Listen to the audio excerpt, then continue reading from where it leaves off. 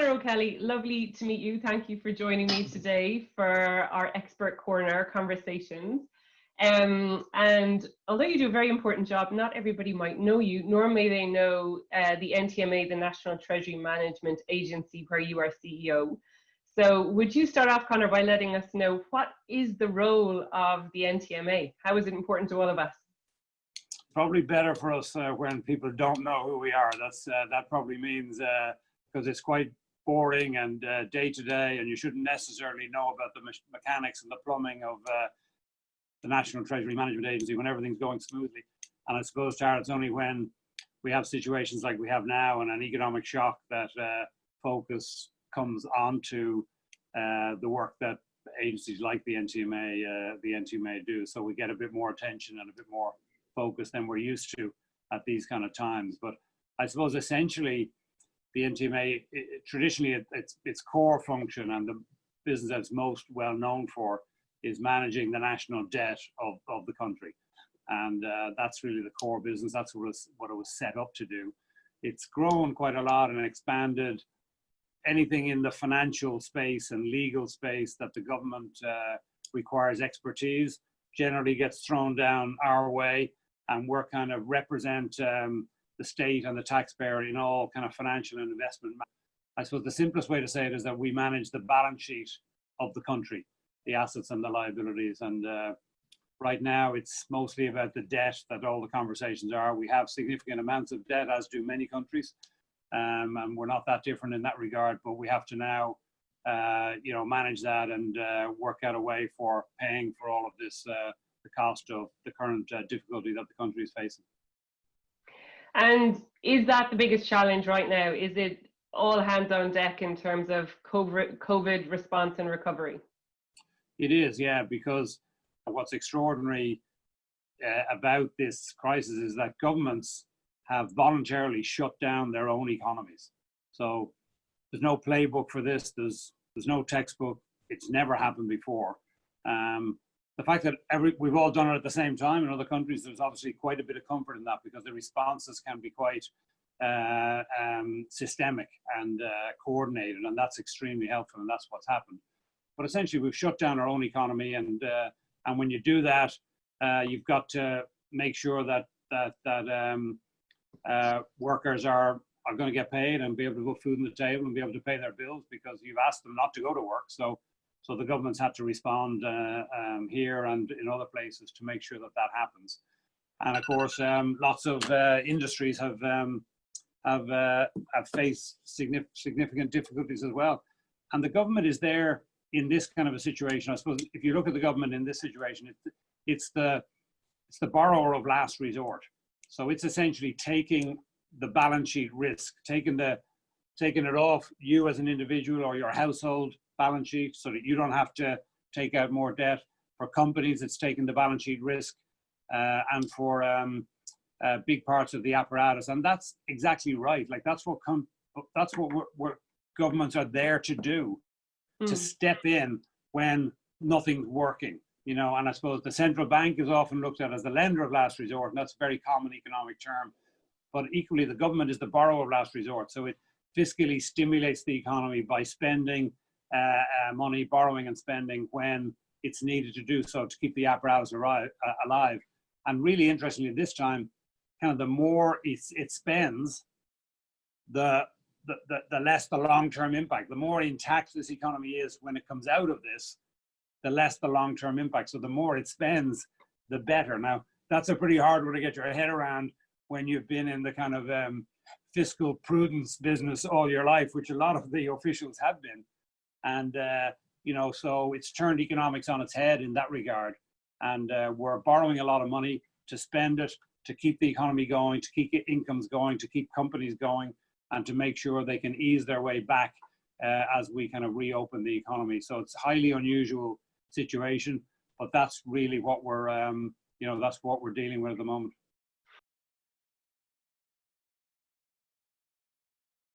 For you as an individual, as the CEO, it must have been very stressful these last few months.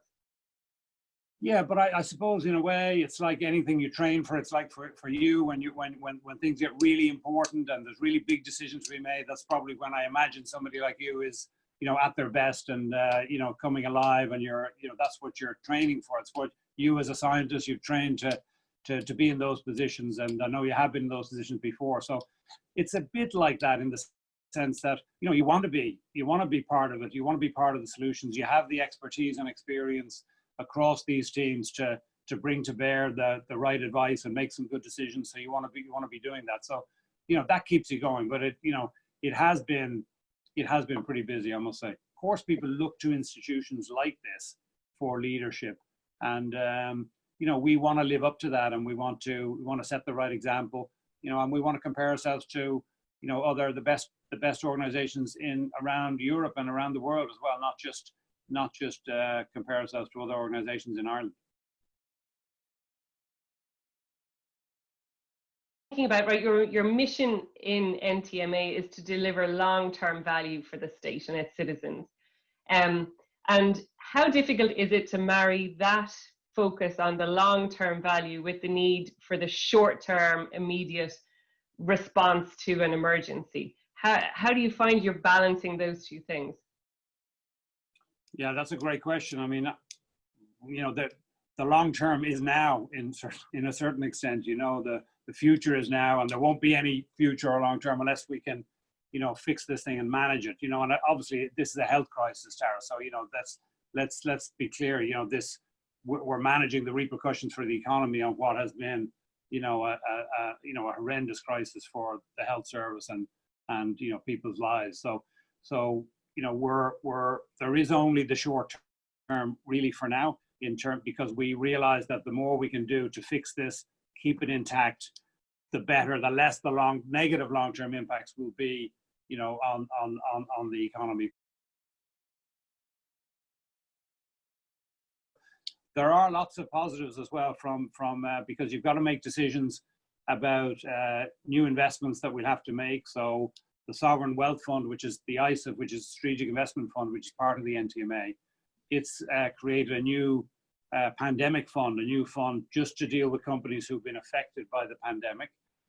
So if you were a medium or large company and you were affected by the pandemic and you were viable prior to that, and you're going to be viable in the future, but you need maybe investment now, there's been a total of 2 billion in firepower been allocated to look at those companies to make sure that they, as big employers and big contributors to the economy, can survive and thrive and keep going. You know, I suppose when we're making investment decisions to invest our capital in them, the government's your money, taxpayers' money, when we're doing that and we're going to be committing to the long term, we can, of course, look to make sure that their recovery plan, their new plan, is one that fits maybe some of our long-term goals, and that will include the environment and climate action and climate change as part of that, because that is now, you know, on the table. That's part of all investment decisions that most people in our position now make, all the big funds, certainly sovereign funds like ours. And, you know, we've had a team looking at that who know an awful lot about that area. So now that's a new filter and screen, which I know you'll be delighted to hear about, that, you know, will form part of the investment thesis. But so you do get a little bit of a long-term lens out the other side. Yeah, because I know that, you know, you're saying that ISIF's now investing in kind of pandemic response and preparedness, but ISIF also invests in housing, Brexit, climate, infrastructure. So a lot of these long-term, I don't know, trends or challenges that are facing us as a country. Yeah, no, absolutely. And you know, that's, I suppose we're not your normal investor, you know, we're because we're not competing with other money. If there's other money available, well then, you know, we let that money go ahead and do its thing. You know, you need the government money and state money and taxpayer money where maybe other capital isn't prepared to go. So it could be for a number of reasons. It could be regional, that there's just not enough capital available. It could be the long-term nature of the project. You know, most investment capital in financial markets is quite short-term. Even the money that tells you it's long-term is actually short-term. and they say, oh, we'll invest for 5 or 10 years in your business. Really, what they really mean by that is we want to get out of there as soon as possible and make our return. So we, companies know that, and very often they're looking for a genuine long-term partner with what we call patient capital. So that's the difference between our capital and somebody else's capital. And for those kind of some industries and some projects, that's really, really important. And we've been able to play that role. And then the idea is that we get a return.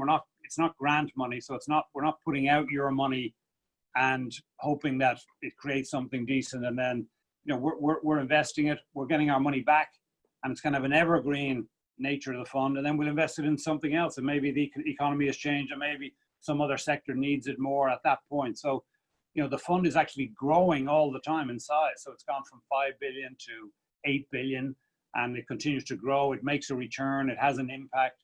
So it's a very unusual piece of machinery, and it's been quite effective. And at the moment, it's kind of been redirected really for the crisis, and hopefully it can play a part in that as well. Brilliant. So listen, let's go back to NTMA and painting a little picture of it for people. So how big is your team? How many people work in NTMA? Where are you based?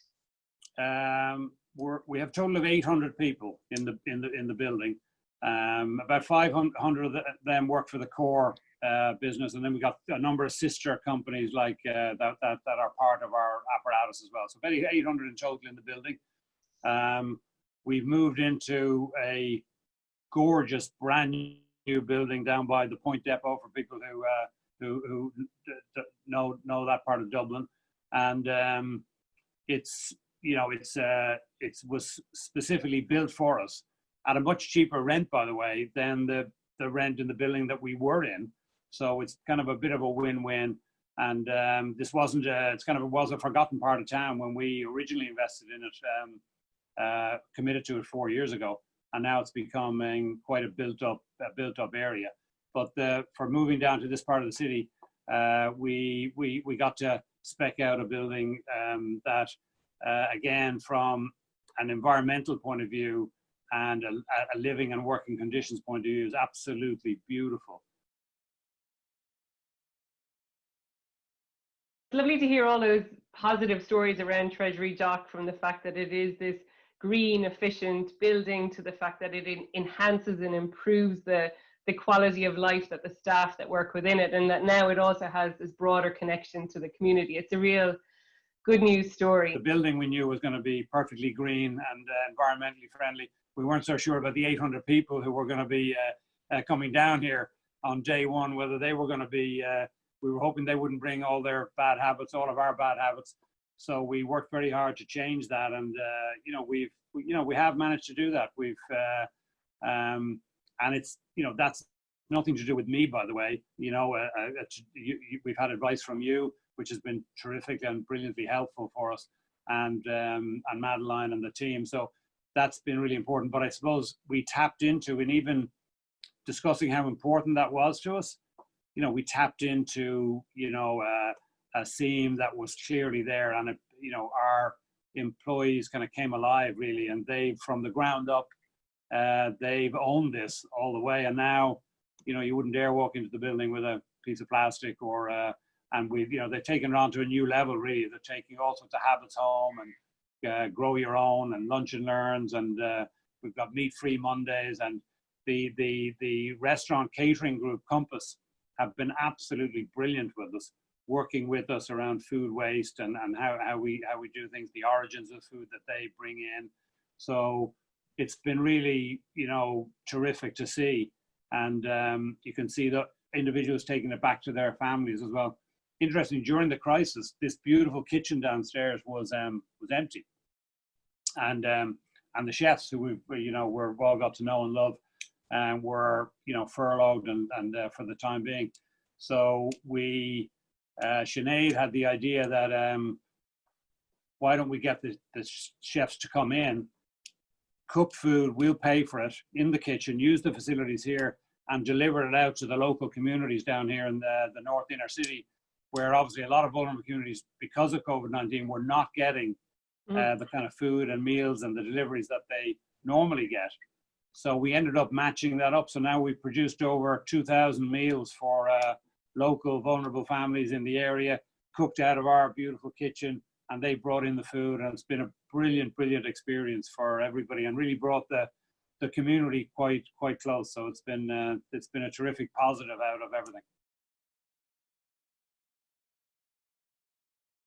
Listen, at the moment, you're one of only a few people sitting in your big, beautiful building. How are you managing having a staff of 800 scattered all over the city and county and beyond? Yeah, God, it's really been fascinating. You know, well, I mean, the first thing to say, Charlie, it's like it's literally stunning for me how productive everybody has been, and how adaptable they've been. Now, you know, I don't know if every organization is getting this experience. I'd be very, very surprised. But, you know, we've been incredibly busy because of the crisis and our role. But I don't think really any of the teams have missed a beat. I don't really know how they've done it, but they've adapted very, very quickly. We've been fortunate with the IT team, the technology team moved very quickly. But people's attitude, flexibility, adaptability has been absolutely incredible. So we've been as productive as ever. And obviously you're going through various phases. You can imagine in a crisis, people can come together and mobilize very quickly. And obviously that was a bit of it. But even since we've kind of settled down into this bizarre remote working world, I think I personally feel closer to the employees than I ever have. And they're, for loads of reasons, you're forced to communicate more often, more directly. People are a little bit more vulnerable, so they're sharing a bit more. They need to trust each other. You have to trust each other. We have to trust you. You have to trust us. And there's clarity around the objectives that you set. So all of these benefits, which of course we'd read about theoretically, might exist in a remote working culture or world, a world that we thought we'd be inhabiting 10 years from now. But of course, it's all been fast forwarded, and here we are. I think that's really been the striking thing. Now, of course, we have to learn how to deal with it. Everybody's in different situations. Not everybody's the same. It's not ideal for some people. And we have been at pains to tell people that, look, we know, you can't be as productive as you might be in the office. You don't have to worry. Your credit's good with us. You know, you've earned the credit with us, and you don't have to clock in at 9 to 5 and make sure you're logged in. Nobody's watching. Nobody cares. Just do your best, do what you can. There's a global pandemic. You might have kids, you might have parents to watch, you might have people who are not well, you might be vulnerable yourself. And, I think everybody's kind of come together recognizing that. But the productivity levels have been great. We've got very close. And I think we've been forced to communicate in a better way maybe than we did when all 800 were sitting right outside my office. I think I've communicated better, and we've communicated better because you have to, and the response has been so amazing. So it's been really fantastic. It's here to stay, of course. Fundamental parts of this. I hope that we can take all the positives from the great remote working experiment that's been taking place, and use those to catapult us forward as an organization. Because once you build up those levels of trust, the flexibility for individuals to organize their own working output around their own lives and their personal circumstances, is very, very empowering. And I think we've recognized that in each other. And I think hopefully we can allow it to be a better place to work. And I'm sure there'll be some sort of a hybrid, Tara, in the end. It'll be some people will be working, half their time maybe in the office and half their time at home, and some sort of mix, and everybody be a bit different. And I think that's where we're headed, to a hybrid world of flexible working. And we as managers and leaders are going to have to get used to a whole new set of skills. How do you deal with teams? How do you motivate them? How do you stop them from working too hard? Yeah. Because I'd say that's a real tendency. Somebody joked with me and said, Conor, I don't know if I'm working from home or sleeping in the office. That's really interesting that you say that you think, some of this will live on in terms of remote working, and it will definitely be a different normal. Do you think that will apply to kind of travel to the UK and Europe for meetings, do you see a possibility of reducing that as well? Oh, I think without a doubt, it absolutely has to. You know, I think, again, we've been fiddling around, haven't we, with these things for years, you know, decades even, you know, video conferencing, and, you know, you don't need to travel and everything like that. But I think, you know, I think the fact that you can have meaningful and deep relationships and build kind of trust virtually is something that people didn't really appreciate. Tara, we had a list on it because we were just beginning flexible working, and we had a list of roles in the NTMA that couldn't be done remotely. And we had a big list, and if you did any of those jobs, unfortunately they were out. You can't possibly work them. You'd have to be here. But of course, they've been obliterated. That list, it doesn't even exist unless you're the security guard opening the building. I think that's the only role that's left on the list. So we've exploded a lot of the myths around what can and can't be done online and what can and can't be achieved online. And I think that includes interactions, and, you know, of course, personal interactions are very important. And, you know, I think they'll be supplemented, and we'll probably make a big impact on that, because I think, you know, to think about it right now, if somebody said, you know, do you want to go to a conference? There's a conference on in London on financial markets. You know, I think you'd be thinking I couldn't think of anything worse than, you know, going to a conference. And yet that was a, you know, very important part of it. You go to a conference, you meet all the delegates, you'd spend a couple of days there. So I think we'll have to reassess all of that. I think it will mean less business travel. I think that has to be one of the consequences. Yeah. Mm. I think that's interesting because NTMA, you want to be one of the leaders in the public sector on being a good employer, but also on sustainability. And obviously, you, as in the whole public sector, have this responsibility to lead by example in terms of reducing your carbon footprint. So that should be interesting to see how some of these elements around, which will be good for productivity, as you're saying, good for staff morale, possibly, but also going to be really good in terms of reducing the carbon footprint of your operations, I imagine. Totally. And again, you know, we want to measure that. We've committed to measuring it in ourselves. We've committed to measuring it with our investee companies. We've committed to everybody needs a plan to show us how they're demonstrably going to reduce their carbon footprint. We have to walk the talk ourselves. Obviously, we have to do that. We're committed to doing that, and this will help in a big way. And I think that'll be quite a catalyst in that regard. And I think that's going to be terrific. And you're right, like it's not that we want to be leaders. We don't have any choice. We have to be leaders. You know, we're the National Treasury Management Agency. People look up to, they give us a lot of responsibility, a lot of autonomy. We have a very important role to play. So people are watching us. And if anybody's watching you, well, then you are a role model. Whether you like it or not, you don't really have any choice to say, I don't really fancy being a role model, today. You are. And of course, people look to institutions like this for leadership. And, we want to live up to that, and we want to set the right example, and we want to compare ourselves to, the best organizations around Europe and around the world as well, not just compare ourselves to other organizations in Ireland.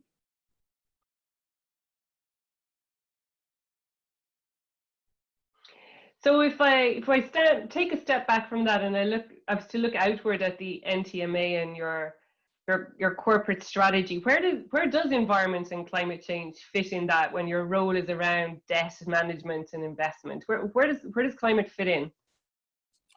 Well, I mean, we are not a leader in this space. Okay, that's the first thing. We are a follower. Okay, you're a leader in the space. We're not, and we've led in our other spaces of expertise for sure. But so we're coming to this party late. Too late, not too late, but late, and we're catching up, and we're in full catch-up mode, and we're doing everything we can across the business and the organization internally, and then within our mandates in terms of, but we don't have any choice because that's the way the market is going. We're going to get dragged there anyway. So now we're just trying to get there a bit quicker.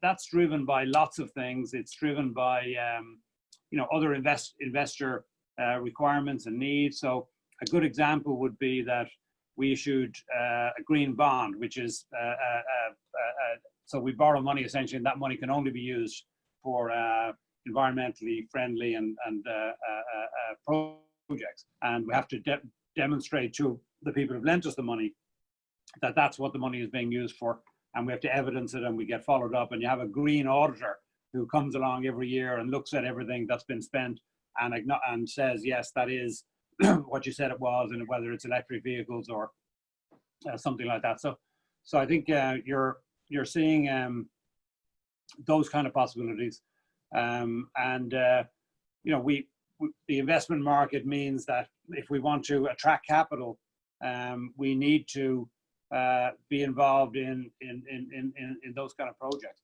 And then on our investment side, in terms of the strategic investment fund, again, we in terms of the public markets and the kind of companies that we invest in, you know, the companies that are more successful in dealing with climate change and the environment themselves produce better outcomes for shareholders, and they perform better, and so there's better returns there. So I think in a way, Tara, for me, the financial markets are currently, you might say, they're a bit complacent about climate change. So how can the market be going up while this you know, climate pending, you know, disaster unfolds in front of our eyes, and the stock market seems impervious, and that kind of dislocation, and how can that happen? I think in a way that they say the stock market in the short term, it's a voting machine, and in the long term, it's a weighing machine. Mm. So in the short term, it's just about the weight of money, and it doesn't think about it. But in the long term, it weighs up what's the most important factors. And you can see companies starting that are more successful looking at the weighing machine business, that capital is getting diverted slowly, more capital diverted to those companies that are thinking about those things. And you think about somebody like BlackRock recently announcing, Larry Fink sends a letter to all of his investors all over the world saying this is now the priority, that they're only going to invest in certain companies that have these kind of green agendas and climate change agendas. Now, he's you know, he's commercial. He's playing the field. He's trying to get ahead of what he sees. He sees the sentiment there, but I think that can be incredibly powerful.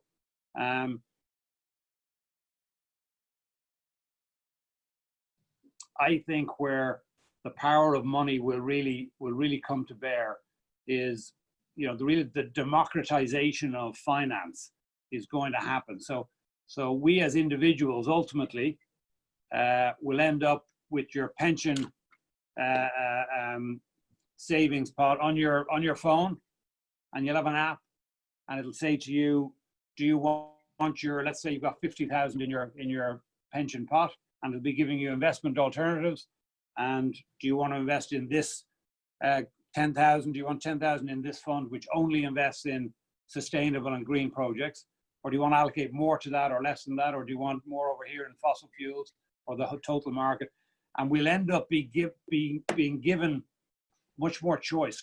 Currently, people don't even realize that their pension fund is their biggest asset. Most people don't care, they don't look at it. But ultimately they will, because technology will allow it to happen.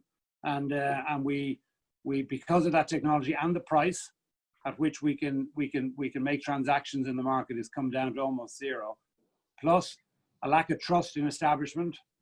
All of those factors that you're seeing happening in the democratization of lots of things, and giving the power back to individuals, I think ultimately that individual power will come back to investors.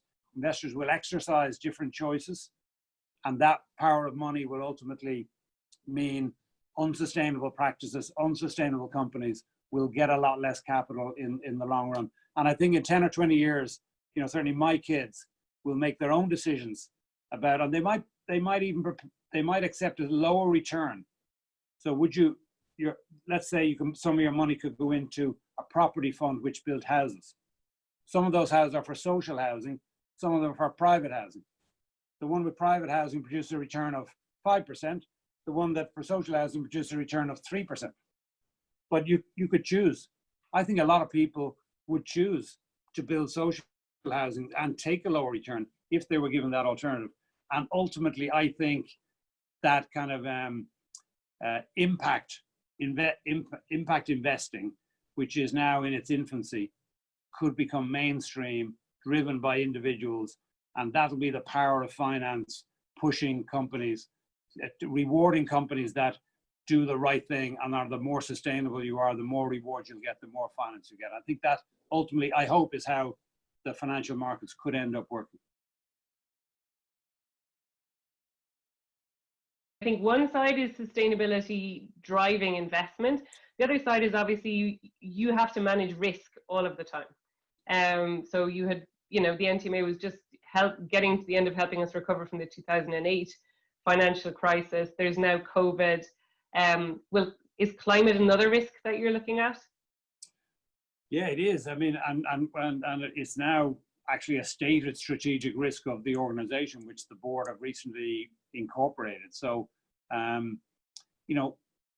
what does that mean when the market doesn't seem to be paying attention to it? Well, I suppose, we don't want to be caught by surprise. So we want to be positioned in terms of investing taxpayers' money to make sure it's invested in companies that will be least affected by that, and making sure the companies that we do invest in are sustainable, and making sure that we have access to capital, and that our own behaviors as a borrower of money as a country, that we have projects that can continue to be funded, by the market. So it is a risk that we see it. Because Mark Carney, the previous governor of the Bank of England, said he thought it was the #1 risk facing financial markets. And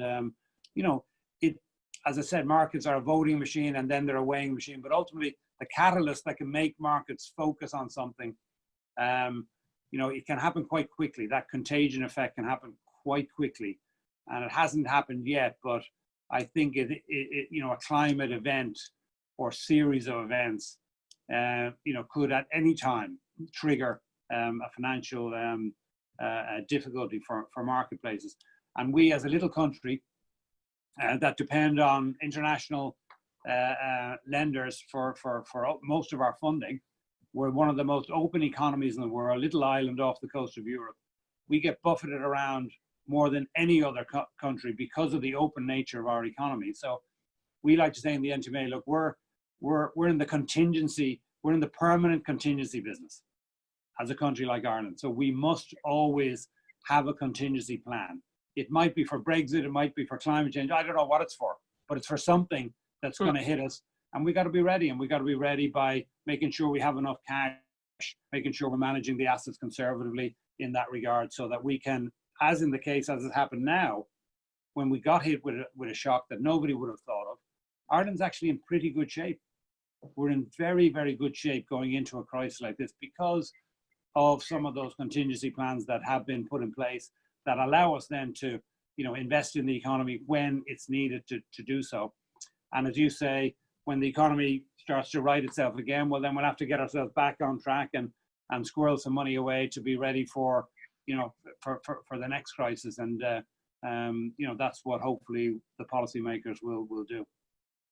Yeah, I'm a bit obsessed myself at the moment with the whole need to build back better, so that we come out of this stronger, more sustainable, healthier, with stronger public services and more resilience within our economy and within our society.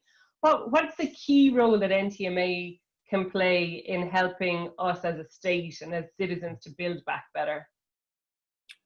Oh, well, I think, look, again, whatever project we're involved in, residential housing, Brexit-related investments, infrastructure, agriculture, agri-tech, we have to make sure that our investments are at looking to that future-proofing in terms of the long-term sustainable agenda. And we absolutely must set an example in that regard, so that the pilots, if you like, they can be the pilot programs that people can point to and say, well, that's the kind of investment, that's the kind of residential housing we want to build, that's the kind of setup we want to have in our agri-tech, that's the kind of plant we want to have.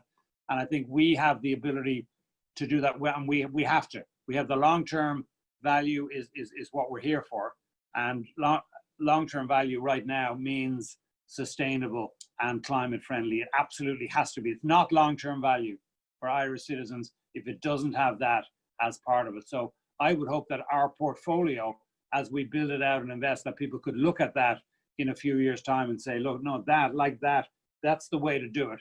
And maybe then they could come to us and say, how did you do that? Or who did you do that with? Or could we like to repeat that? Or we'd like to replicate it? Or we'd like, and of course, you know, we would share everything we know anyway. But I think that's the way I'd like us to be seen.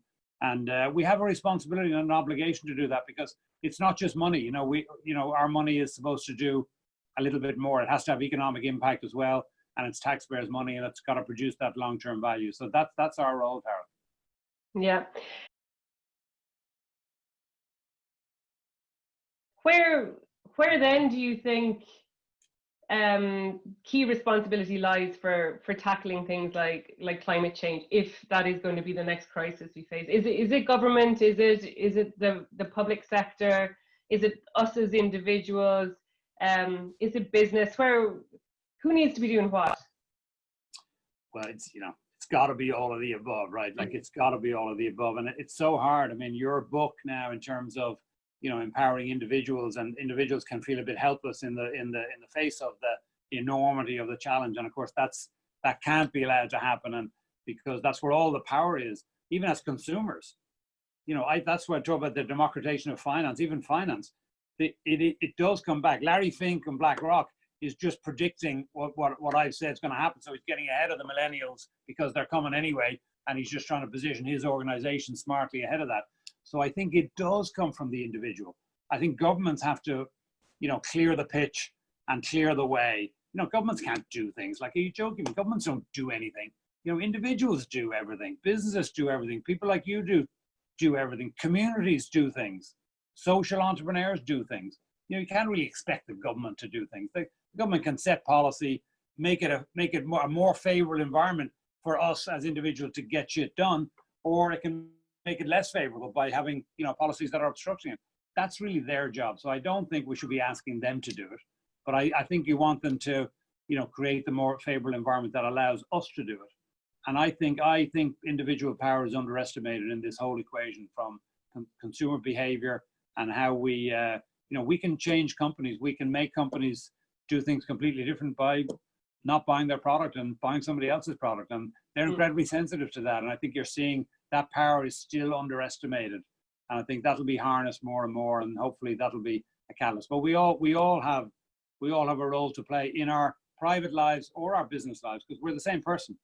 Yeah. So, you know, and I think you can carry those values, if you believe in them, into your organization and then home to your communities as well. Are you feeling optimistic at the moment? You know, we're in the middle of a world pandemic. How are you feeling about the future for us all? Yeah, I'm incredibly optimistic.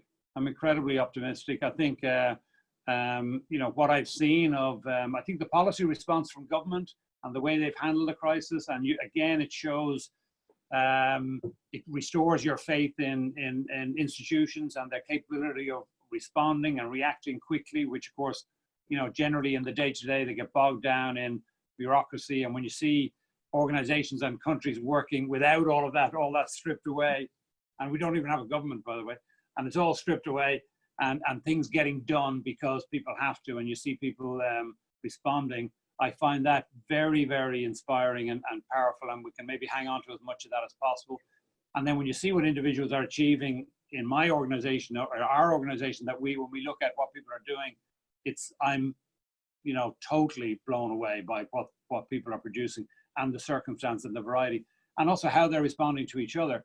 And then, you know, all the stories in the communities that I'm sure you've been part of yourself, and seeing community responding in so many different ways to help out in their neighbors and the communities. All of that, of course, we've been forced, haven't we, to reevaluate so many things, to reprioritize things, to reflect on what's important to us and what isn't important to us. And the answers we've come up with they're brilliant answers. Why wouldn't those answers make you more positive about the future? The answers are our relationships are what we value the most. Our community is what we value the most. And you know, that's the way people feel. And I think they, you know, material things matter less. and those little things in life matter more. And I think, that's a great, great positive message. Hopefully we can take all the positives of this, leave the negatives behind as the virus recedes, and take all these positives with us, and the economy will recover. I've absolutely no doubt about it. I think actually the economy will recover a lot quicker than people think. And if we can take those positives forward, there's, why wouldn't I be optimistic? Great, I love it. So good to hear from you as well. So thank you, Conor O'Kelly, CEO of the National Treasury Management Agency. It's been a pleasure talking to you. Very enriching, loads to think about. Thank you very much. Thank you, Tara. Thanks a lot. Thank you.